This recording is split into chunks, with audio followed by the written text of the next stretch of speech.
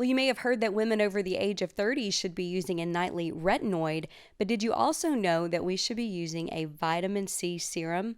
Well, during the day, it helps to protect your skin from future damage and boosts the efficacy of your sunscreen. Using vitamin C serum at night helps to promote collagen production, which of course we all need. And I've been using the BAREFACED Liquid Gold Vitamin C Serum morning and night for several months now, and I've noticed such a difference in my skin since I started incorporating it into my routine. I cannot recommend this product enough. I love it. You can get 15% off your purchase when you use the code MOMMA15 at barefaced.com. Able offers thoughtfully designed apparel, denim, shoes, handmade jewelry, and leather bags that you can feel good about wearing. Each piece is manufactured in the communities where Able makes an impact, including neighborhoods right here in Nashville, Tennessee, and around the world. I love that women comprise more than 90% of the staff at Able, and Able has been able to see firsthand how providing women with safe and dignified jobs has the power to change not only their families, but entire communities. Use the code MOMMA20 for 20% off your first purchase site-wide when you visit ableclothing.com. You most likely know the name Hailey Whitters from her hit song, Everything She Ain't. This Iowa farm girl moved to Nashville at age 18 and before long had cuts as a songwriter with Alan Jackson, Martina McBride, and Little Big Town. She was the ACM Female New Artist of the Year last year, and she's about to head out on tour with Jason Aldean. She's also featured on one of my favorite songs on Connor's new album, Roulette on the Heart, which you should be hearing on the radio soon if you haven't already.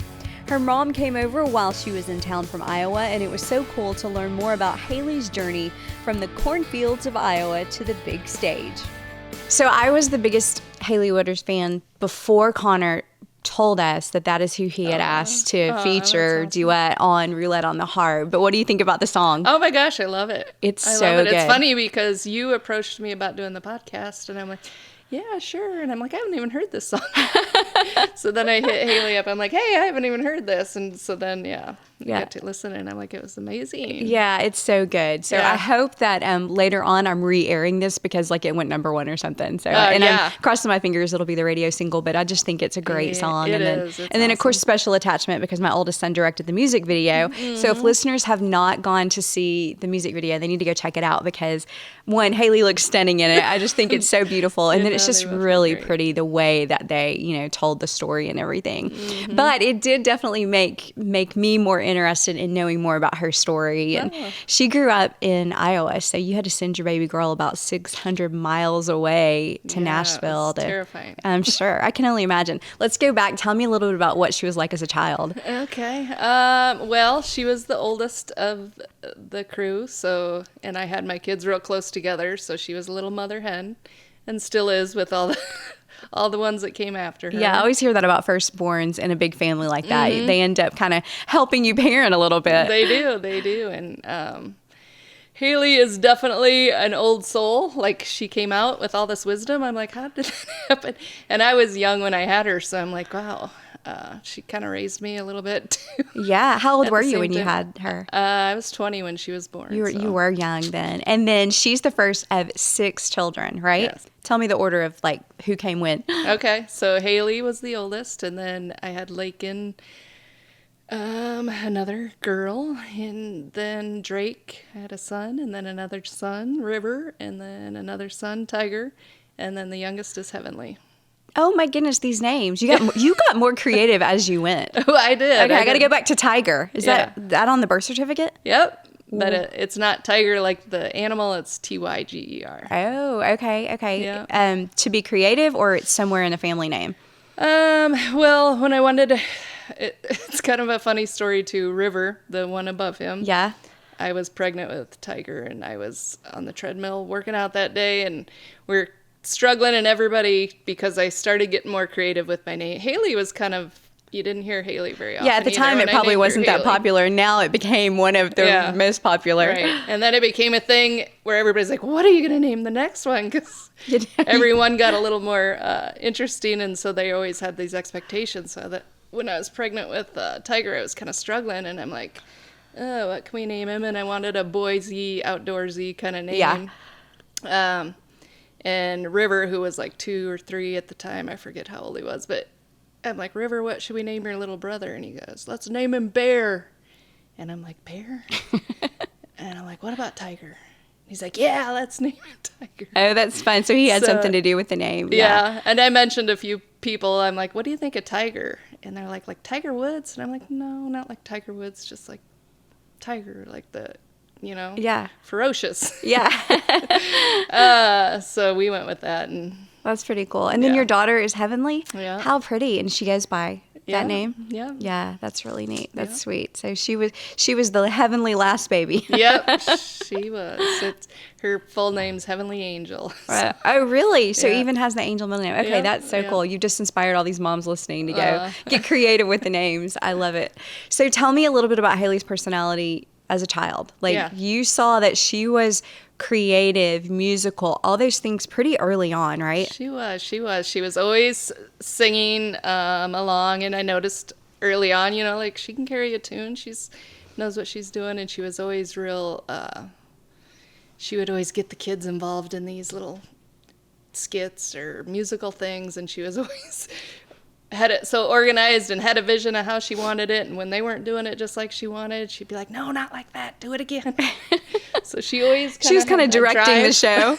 Right, drive and the vision of what she wanted. And she dressed up once as Shania Twain when she was a little one, and just always singing along. What kind of music was playing in the house with your kids when they were growing up? Definitely. Was it country?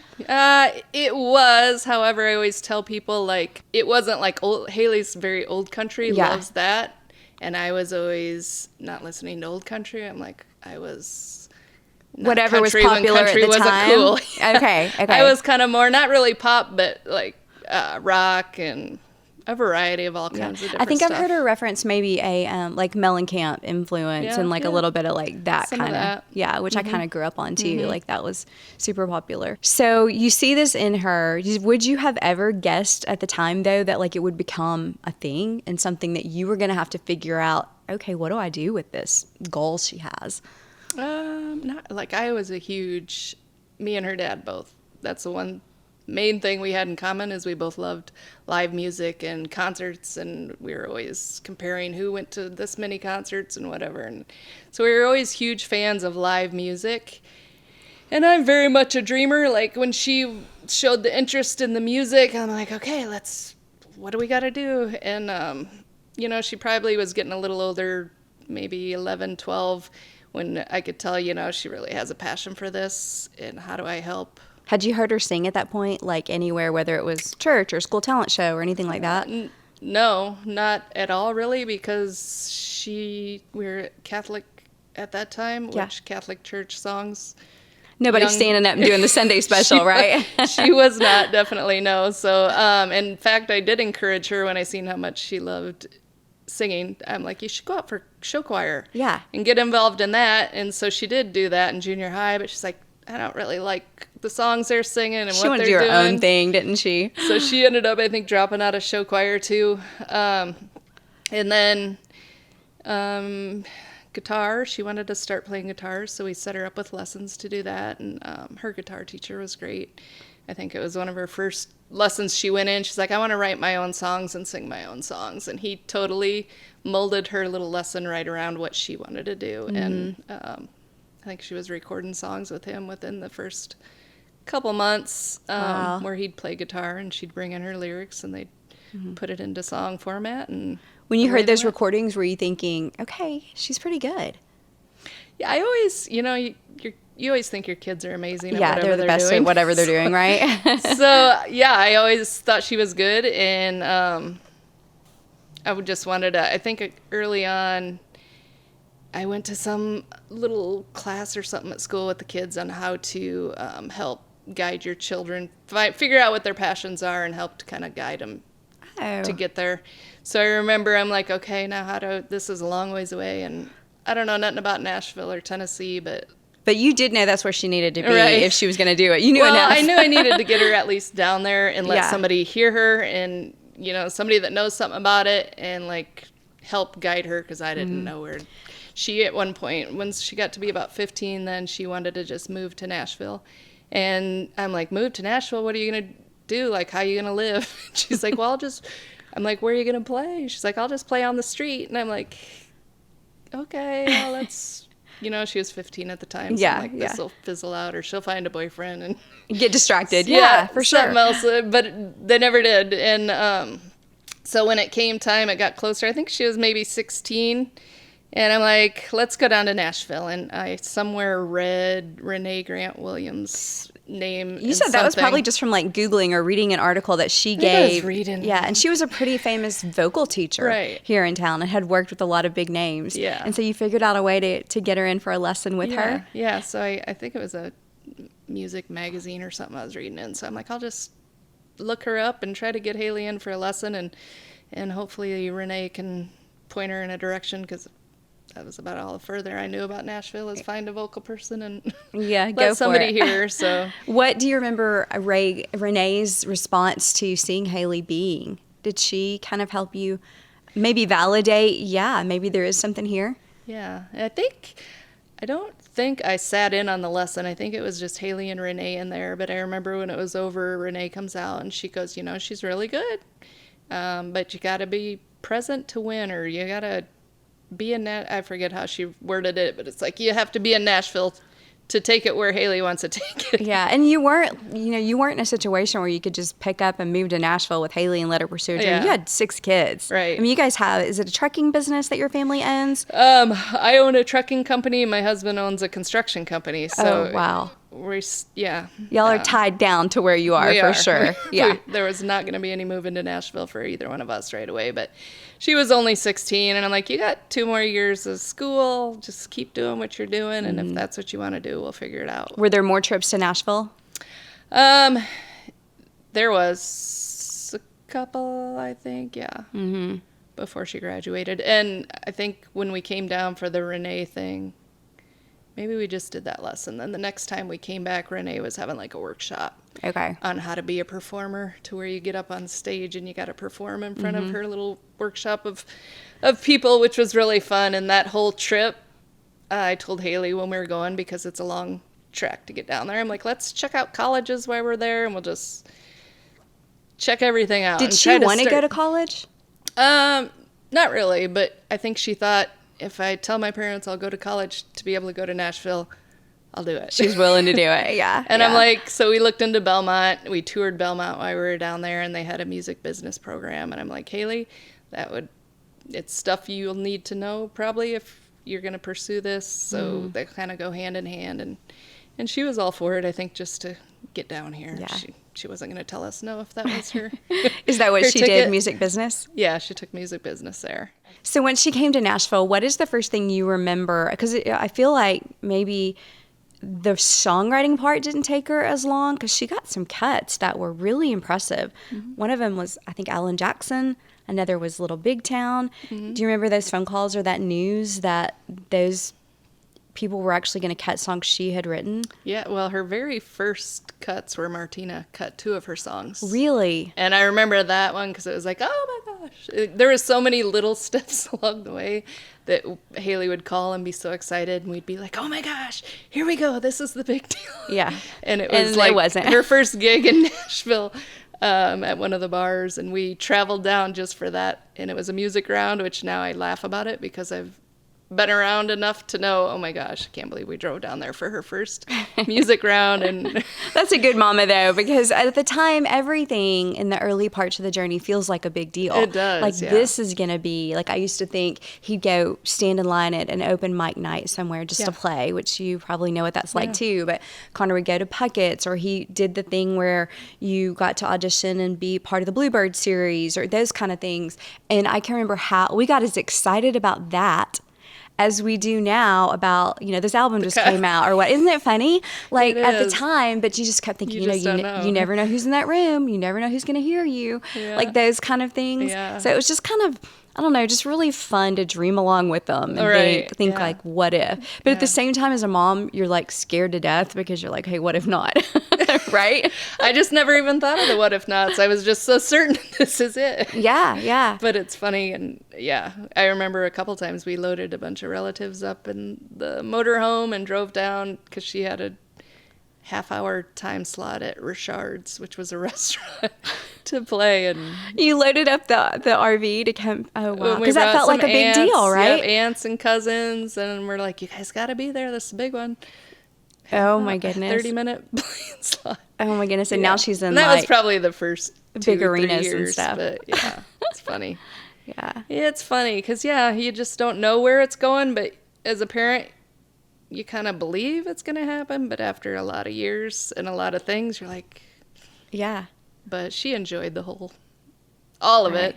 How did you encourage her when she would, admittedly, she would get discouraged, or there was times when she was really homesick, and you know, even though she had had some of those really good things happen, she also had valleys where she was like, is this going to work or not? Yeah. So how did you help her stay encouraged? And did she ever get to the point where she was like actually coming home? She did. I remember we came down. It was her first year at Belmont, and it was like in the spring, like March or April. And there was a lot of phone calls up to that point, you know, where she was homesick and couldn't see the stars at night. And we're like, I love that from the Iowa farm girl. Like that's neat. But we went to dinner with her, and she was really down, and she was about in tears at the table, telling us that she wanted to come home. And this was like April, and she didn't have a great solid friend base at that time, and she just didn't feel like she wanted to stay. And me and my husband both are like, well, you got to finish out the year. You can't just quit. And encouraged her, you know, finish the year, and if you feel the same way and don't want to go back in the fall, then you don't have to go back. But it's funny because she took it. We just had this conversation the other day. She took what we said. I just didn't want her to quit because I felt like she hadn't given it a long enough amount of time, but she took it as we didn't think she was trying hard enough.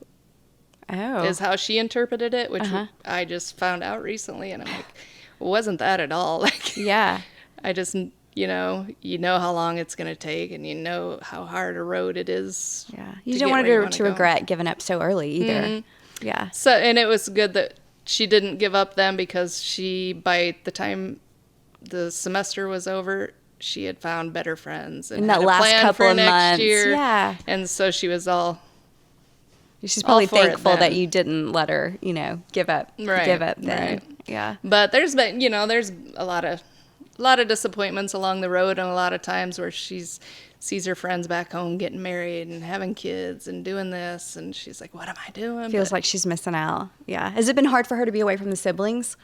It is, and I think it's harder now because one of them had a baby, and so now I think feels like she's so far away and wants to be more involved and see him and be with him every chance she gets when she's back. And I come down a lot because we have a place down here, and my husband comes down quite a bit, but I know it's different to get out of Nashville and go home, and I know she treasures that time in the country where you don't have all the music stuff around you all the time. What's one of the most, would you say, has been a highlight for you in Hailey's career? Something you've either gotten to see her do, or we talk about highlights for her so far? Gosh, all of it really kind of blows me away. I have to pinch myself every time I see her doing something because I always told her if she ever warms up for Bon Jovi, that's going to be the moment. You're never going to lose that rock blood, right? But her songwriting to me is always a sweeter acknowledgement.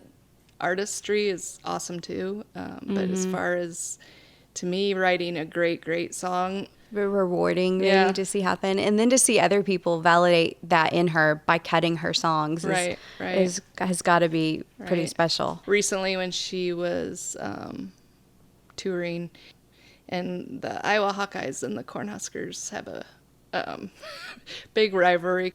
She went to perform in Nebraska, and they were all singing and chanting back Everything She Ain't.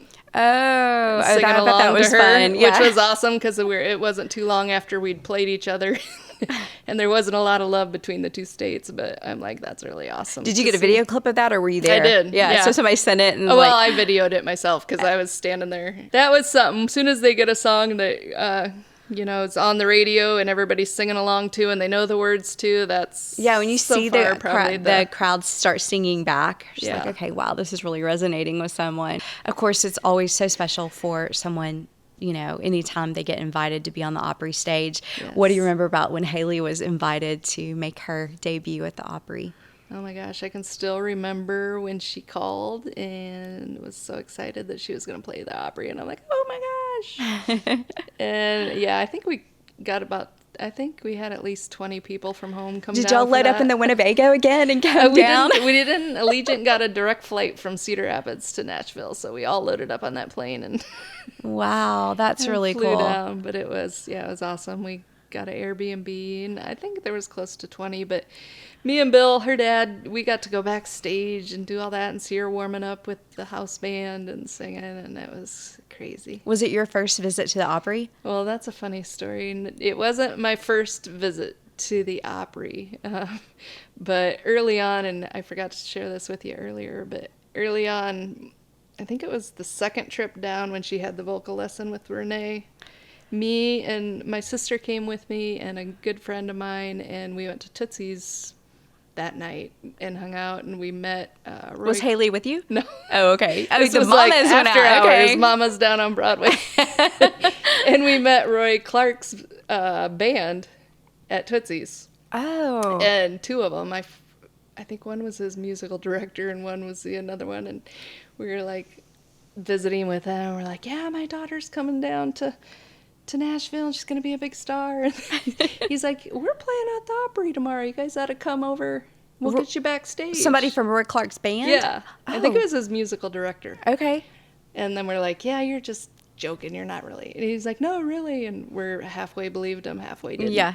And the guy gives us his credit card. And he's like, this shows you how serious I am. Like, bring my credit card back and give it to me tomorrow. What? So I'm like, okay, yeah, maybe this is for real. And so we went home that night and we told Hailey, and she's like, no way, are we? And I'm like, yeah, we're going tomorrow night. So we all went there and we got backstage with the band, and Hailey got to meet little Jimmy Dickens. Yes. And she was just blown away because she loved that guy. Wow. And, I'm not sure why we didn't think about this sooner, but we have been sprinkling Coat Defense's daily preventative powder on Tucker's dog bed, and both he and his bed stay fresher. We love this daily powder that acts like a dry shampoo and works to eliminate odor and repel dirt. With all the rain we've had this spring, I hate that wet dog smell, and Coat Defense combats odors with a chemical-free formula that prevents the yeast that causes a stinky dog. I think you'll love this powder, and you can try it for 15% off by using code MOMMA15 when you check out at coatdefense.com. So let's get this straight. Hailey got a chance to go backstage at the Opry before she was ever even playing anywhere else because Momma went out on Broadway the night before. Okay, that's the best story ever. yeah, well, that whole trip, I kind of smoothed over that with other things, but the whole trip was, so our whole family kind of is like fake it till you make it, right? Yeah. So that trip when we came down here, my other friend she could sell anybody anything. Well, we went to, what's the Palace place that's outside? Nashville Palace. Yeah, we went out to Nashville Palace. That was another stop, and Hailey was with us then, and my friend's giving the sales pitch, acting like Hailey's big, on top of the musical scene in Iowa, like performing for thousands of people, which Hailey at that point probably hadn't even played for 100 people. And my friend had the Nashville Palace manager showing us around their venue and telling her how many people they could pack into there to watch. And we're just all going with it, and yeah, it was funny, but we did that at several, so You kind of manifested it. we did, and Yeah. we did. We also went to Country Jam, which is a big festival in Wisconsin. Uh-huh. Like, I think there was probably 10 years straight that we were going there, and it was Hailey's high school years. And we would go every year, and by then we knew she wanted to be a singer and all that, so we'd make her bring her guitar to play in the camp the whole time. Uh-huh. So she'd play in the campgrounds for us and whatever, and usually that you'd always start your morning with a Bloody Mary because festivals are hard. Yes, it's all day long. Yeah, so the garbage collector guys were coming around one morning to pick up everybody's garbage bags. Uh-huh. And They're two cute little young boys in their red pickup, and we were telling them all about Hailey, and I think Hailey had her guitar out that morning when they came, and they're like, oh, cool, yeah, and we're like, you want her to ride around and play guitar while you guys are picking up garbage? And they're like, yeah, sure.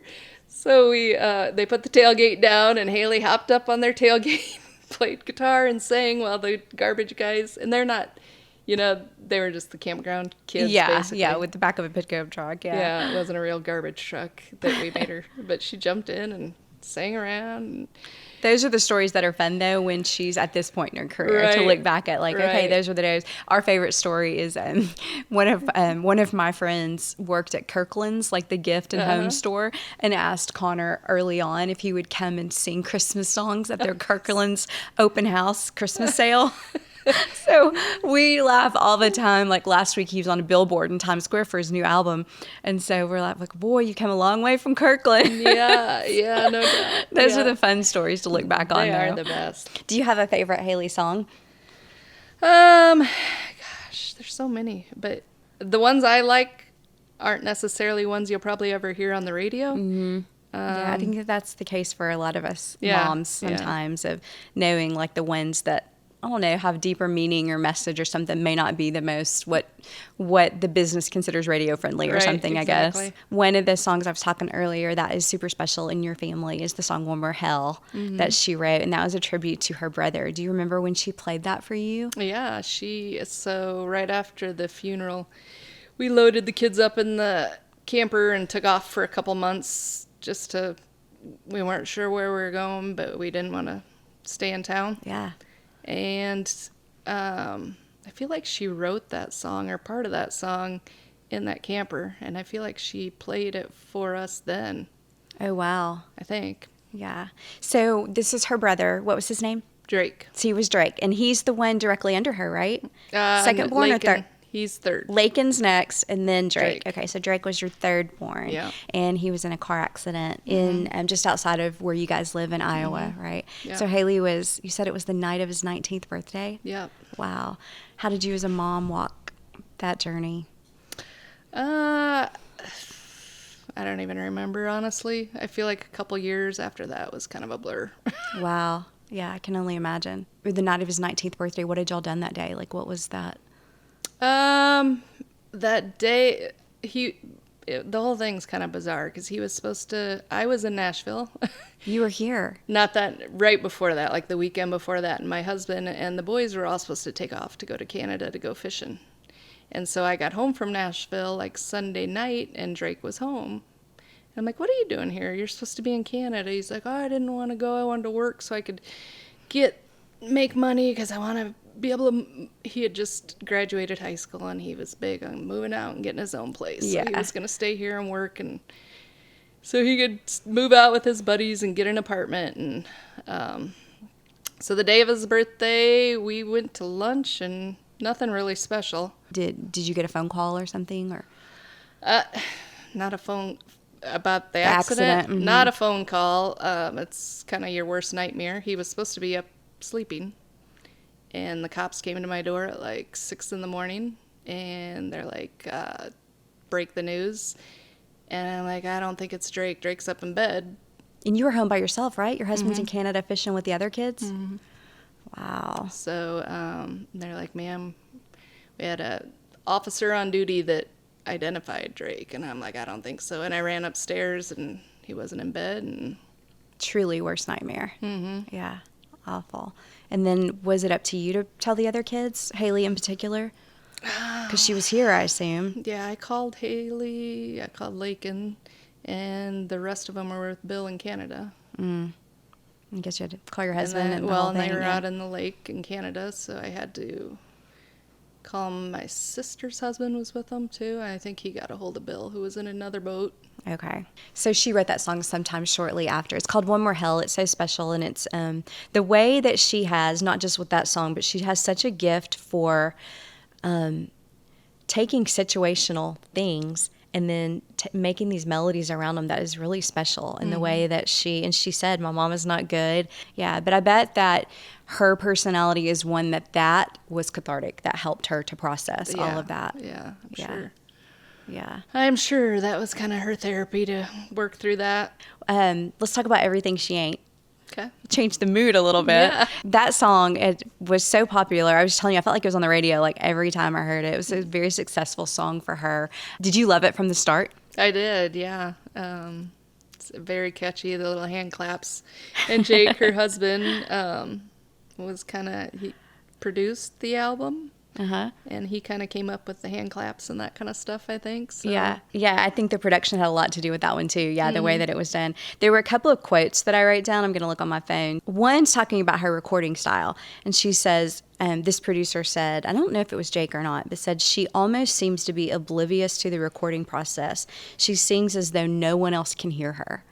That's a pretty cool trait to be able to have in, the chaos of what the recording process is. Yeah, that's one thing I really admire about Hailey. Like, I'm the type of person where I really worry about what everybody else is thinking, and she doesn't. Like, she does what Hailey likes or what Hailey wants to do, and even coming down here where you get so many people wanting to interject and tell you how to do things. So many voices. Should do this, yeah. And she just has always known who she is and really doesn't modify any of that to fit what somebody thinks she should be doing. Yeah, style, sound, songs, all of the things. Has she kind of always been wired like that? She has, yeah. It's hard to be that way, like as a teenager with peer pressure and all of the things, but I would say they kind of equate, right? She really was, yeah. She's very headstrong, and when she believes what she's doing is what she needs to be doing, nobody's going to really tell her anything different. Have you seen her fight for songs or fight for, specific decisions she wanted to make as the CEO of Hailey Whitters? I haven't seen her fight because I'm not down here with it too much. Actually, I have overheard a few phone calls. Those where count. I'm like, woo, that girl is strong. Yeah, you're like, I don't need to be worried about her. Yeah. But she's told me stories about, they want me to do this or they think I should put this out and I don't like it and it's not me. And and she goes, I'm not going to do it. Wow. Which I admire because I think that takes a pretty determined person to not listen to, the music execs that are sitting behind the desk telling her to do something different. So exactly. Applause that in her. The other quote is about, they say it's a 10-year town, and Hailey's definitely one of those artists who's had some, significant perseverance in this and the ups and the downs and all of that. And this was an article early on that I thought was cool. It says, this is quoting her, no matter how this pans out, I'm proud of the fact that I had a dream and I chased it. It beats the hell out of me a lot of times, but I can hang my hat on the fact that I didn't let the challenge scare me off. I feel like maybe that sums up Hailey a little bit. That does, yeah. Yeah. Definitely. Like I said, she had the one time that she was really, I think that day at that restaurant, if we would have said, Hailey, just come home with us, she would have in a heartbeat, which I'm glad we didn't.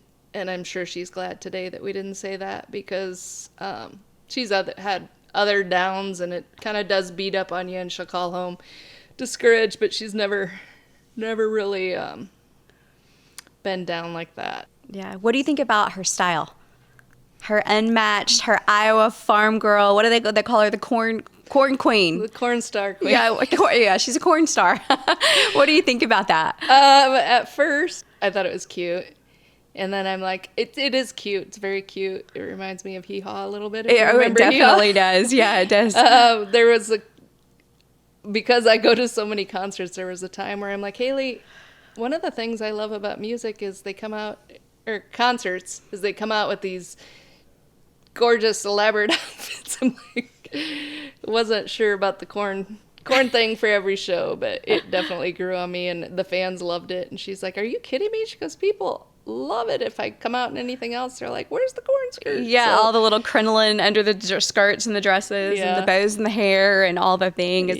Kind of helped her, I guess, build a little bit of a brand or identity. And it's funny. I don't know if you ever heard the story about when her, how she wears the little short dresses and the one that blew up, and she was on stage at, I think it was Tortuga Festival, and the big screens that are behind the stage or whatever, those video people caught her with it blowing up in the wind. Oh no. And she was telling me that story, and I was right before that I had sent her a text and I said, Hailey, that dress is too short. You need to get a different one or something, just because it was...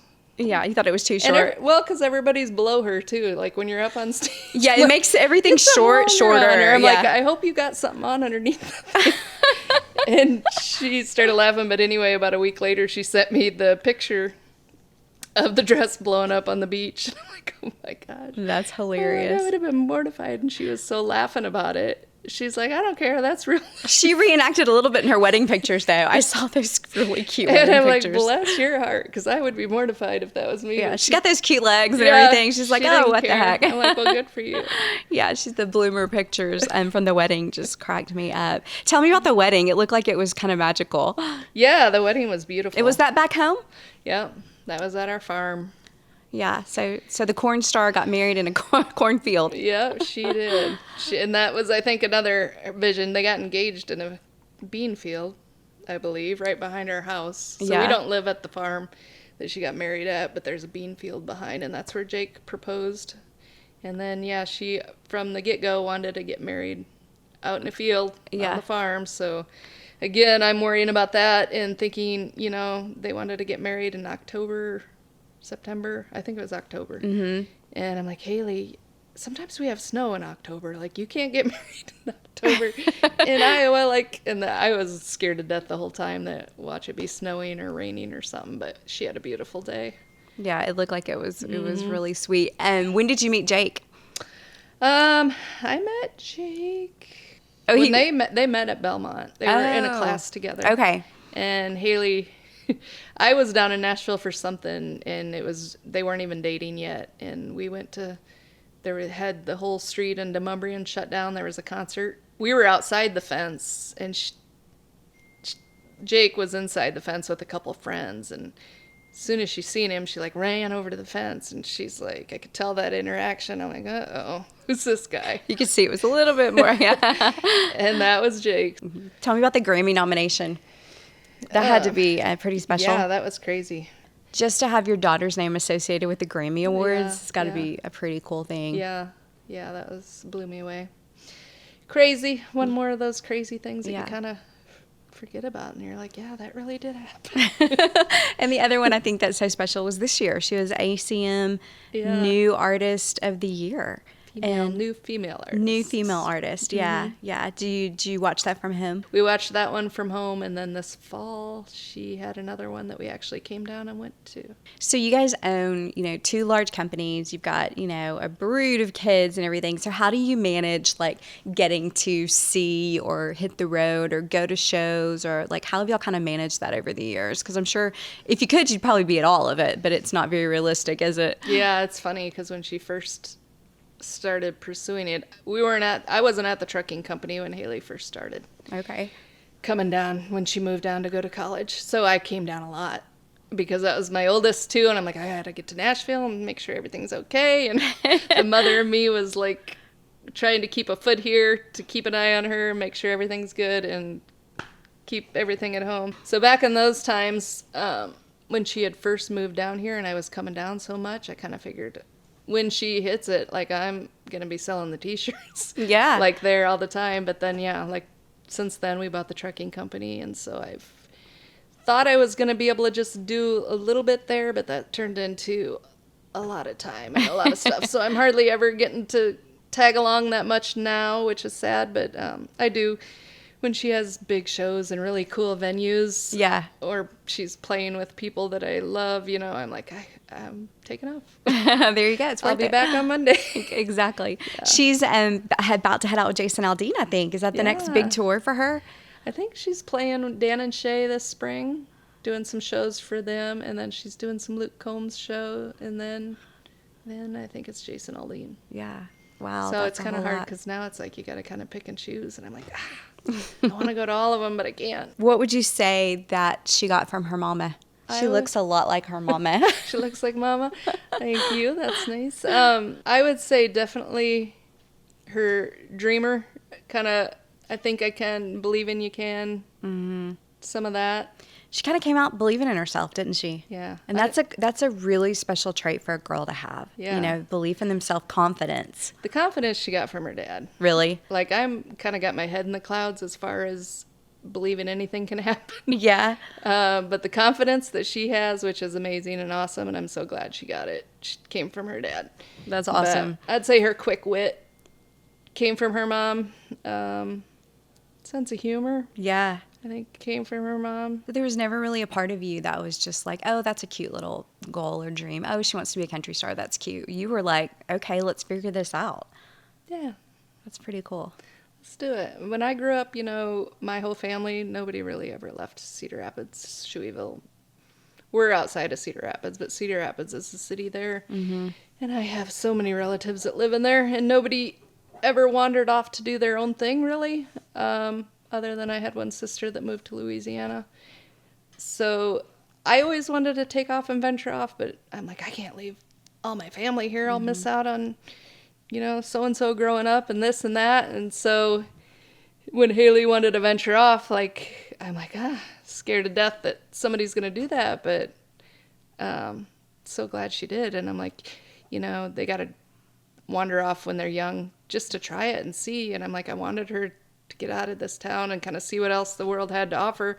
But at the same time, I'm like, but what if she don't come back? Yeah, exactly. Yeah, that's kind of the thing. It almost sounds like that big dreamer, adventurous part of you mixed with her dad's confidence made it work.